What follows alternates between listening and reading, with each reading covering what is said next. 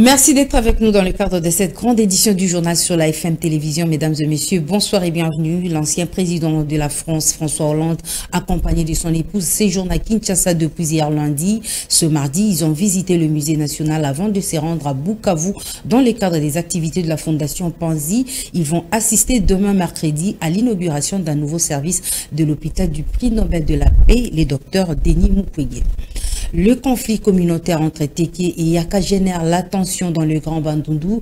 Le vice-premier ministre et ministre de l'Intérieur, Daniel Asselo, a soupçonné une main noire. Il en appelle à la population à dénoncer les insurgés auteurs de ces bavures. Daniel Asselo l'a dit au cours de la réunion sécuritaire qu'a présidé le premier ministre Samalou Kondé. Reportage. Selon le vice-premier ministre et ministre de l'Intérieur, Sécurité, Décentralisation et Affaires coutumières Daniel Asselo, la tension sécuritaire dans le Grand Bandundu porte visiblement une main noire. D'où il fallait un tour des tables pour évaluer la situation et combattre cette insécurité qui nécessite l'implication de l'ensemble du peuple congolais ainsi que de tous les services de sécurité et plus particulièrement l'armée et la police nationale congolaise qui sont mises à l'œuvre à partir de ce jour dans la province de Mai-Ndombe. D'après le patron de l'Intérieur, les insurgés se trouvent encore dans des forêts et dans des savanes en train de continuer à commettre des actes ignobles et qui amènent la mort à la population, surtout dans les territoires de Kouamout. Daniel Asselo a encouragé la population à se lever et à participer activement et surtout à dénoncer ces infiltrés qui se permettent à commettre des actes de déstabilisation de la République démocratique du Congo. Sans préciser les détails, le ministre de l'Intérieur a indiqué que les dispositions sécuritaires nécessaires sont mises en place par le gouvernement afin de bouter hors d'état de nuire l'ennemi qui détruit les territoires de Kouamout dans la province de Mai-Ndombe. Tout à fait autre chose, déploiement de la force régionale dans l'est de la RDC. Le sujet alimente les débats. Chati Chako, cadre du mouvement d'élite pour le vrai changement MDVC, pense qu'il faut plutôt réarmer les forces des armées de la RDC pour la défense et la reprise de Bunagana. Propos recueillis par Elvis Meti et Enoch Mafuka. Le gouvernement que nous avons ne fait pas assez. Comment un territoire national peut être occupé 3 mois de cela? On fait appel à cette coalition des pays de l'Afrique de l'Est. Ces pays qui viennent, ils ne viennent pas pour nous aider. Imaginez que c'était un plan, ils peuvent créer une zone tampon et entre eux, on ne sait pas ce qui va se passer au milieu. C'est comme ça que c'était avec le Sud-Soudan, pour que le Soudan soit aujourd'hui divisé. Nous n'acceptons pas cette force. Mais comme cette force est venue, le Kenya y consort, le Kenya c'était un prolongement du Rwanda. Lorsque l'Ouganda vient participer à cette force, l'Ouganda et le Rwanda, ce sont deux pays qui nous mettent mal à l'aise à l'est du pays. Il est temps que nous puissions doter notre armée de moyens nécessaires pour que nous puissions nous protéger. Les forces extérieures qui viennent ne vont rien nous apporter. Ils viennent pour les intérêts. Il est temps de pouvoir réduire les traits de vie des institutions. Le pays est en guerre, Bunagana est occupé, mais nos autorités sont en train de festoyer. Il les touche énormément. Il y a lieu de réduire les traits de vie des institutions. Plusieurs universités de Kinshasa respirent l'heure de la grève. À l'Institut facultaire des sciences de l'information et de la communication, les cours sont suspendus. Les étudiants lancent un cri d'alarme dans ce reportage de Joël Bisseba et Enoch Mafuka. Auditoire sans professeur. Des étudiants qui traînent dans la cour de l'université, pas donc de cours, ça sent les prémices de la grève à l'IFASIC. À notre arrivée sur le site universitaire, un seul sujet était sur les lèvres des étudiants, la grève des professeurs. Un fait qui pourtant les inquiète, surtout que l'année académique tend vers sa fin. Étant étudiante ici à l'IFASIC, déjà d'abord pour savoir que ce n'est pas encore officiel à l'IFASIC. Nous déplorons vraiment cette attitude de grève au sein de l'étendue de la RDC parce que ça retarde les choses. Déjà, nous sommes en retard pour l'année académique. Déjà en attendant que la grève approche vers nous, déjà étant étudiant, ça nous frustre. Il faut que le professeur essaye de se mettre autour de la table avec le gouvernement congolais. C'est vrai qu'ils sont lésés, c'est vrai qu'ils ne sont pas pris en compte, mais je pense que, voilà, au moins pour l'amour des pères et des mères qui sont dans cet échiquier de professeurs et enseignants des universités de l'État, au moins pour ça, pensez à ces étudiants, pensez à leur vie. En fait, le message que je vais lancer aux autorités académiques d'abord, de rentrer, de chercher à négocier encore avec le gouvernement. Le problème, c'est que ce n'est pas la première fois que la grève frappe à la porte des universités cette année académique. Ce qu'il faut craindre, c'est de nouvelles perturbations du calendrier académique déjà fragile. Direction la ville de Goma où les habitants peuvent circuler aisément jusqu'aux heures tardives. La mesure portant couvre-feu a été levée dans la capitale du Nord Kivu depuis hier lundi par les gouverneurs militaires. On écoute à ce sujet le général de brigade Dani Yanga. Il est conseiller principal en charge de l'intérieur et sécurité du gouverneur militaire. Suivez. Article 1er. Élever la mesure de couvre-feu sur toute l'étendue de la ville de Goma. Article 2.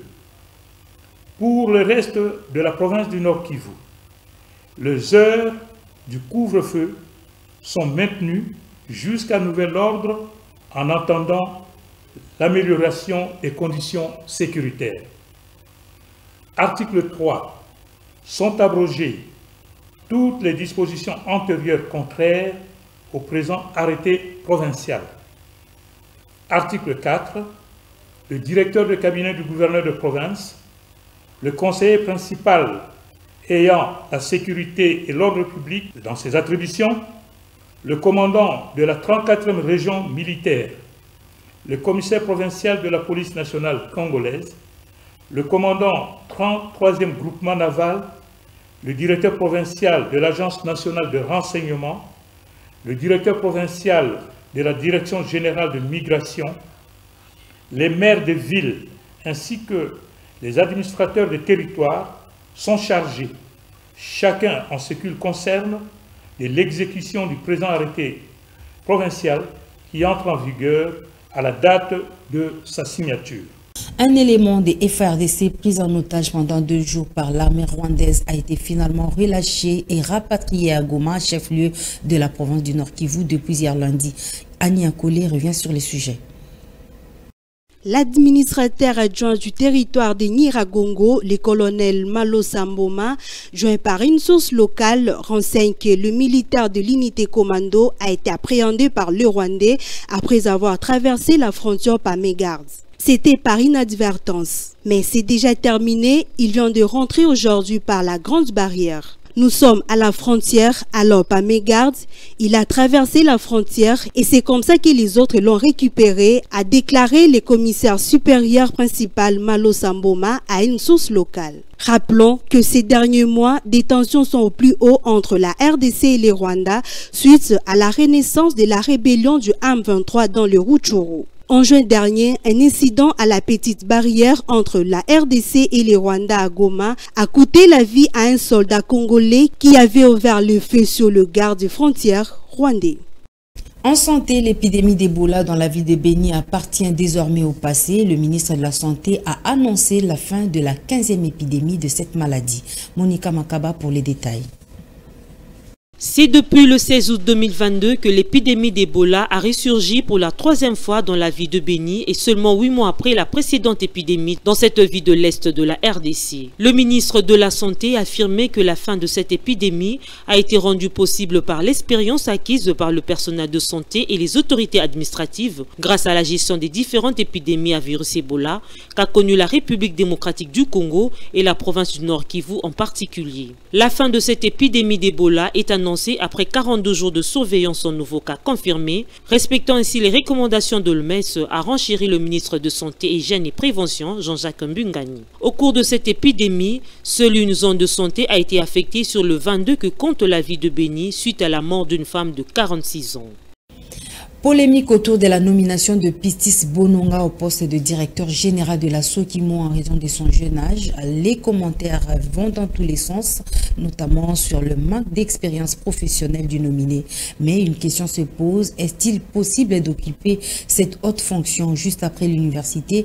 Tentative de réponse avec Boulou Boyoko, chef des travaux à l'université de Kinshasa. Il est au micro d'Elvis Meti. D'abord, il faut savoir, un jeune universitaire, il a la compétence. Ça, c'est de 1. Il a étudié à l'université. Cela suppose qu'il a appris un nombre de connaissances liées à la filière d'études qu'il a embrassée à l'université. ce n'est que normal qu'on le nomme, qu'on lui attribue des fonctions au sein d'une entreprise donnée. Les stages, il apprend tout cela. Il met en pratique des connaissances théoriques apprises à l'université pour pouvoir le réaliser concrètement pendant les stages. Et donc, à l'issue du stage ou à l'issue de l'université, il peut être nommé, pourquoi pas, fustigé pour quelles raisons. Il faut qu'ils avancent des raisons qui sont convaincantes et concluantes. Premier critère pour nommer quelqu'un, il faut qu'il ait la compétence. Je reviens à la compétence. Parce qu'on ne peut pas nommer des incompétents. Nous ne sommes pas dans une république des incompétents. Nous sommes dans une république des compétents. Ah, merci, très gentil. On distingue la compétence et la performance. Ça va? La compétence suppose l'ensemble des connaissances qu'il a apprises. Et la performance, c'est sur le terrain. Ça va? Un mathématicien peut travailler sur ces minières. Pourquoi pas?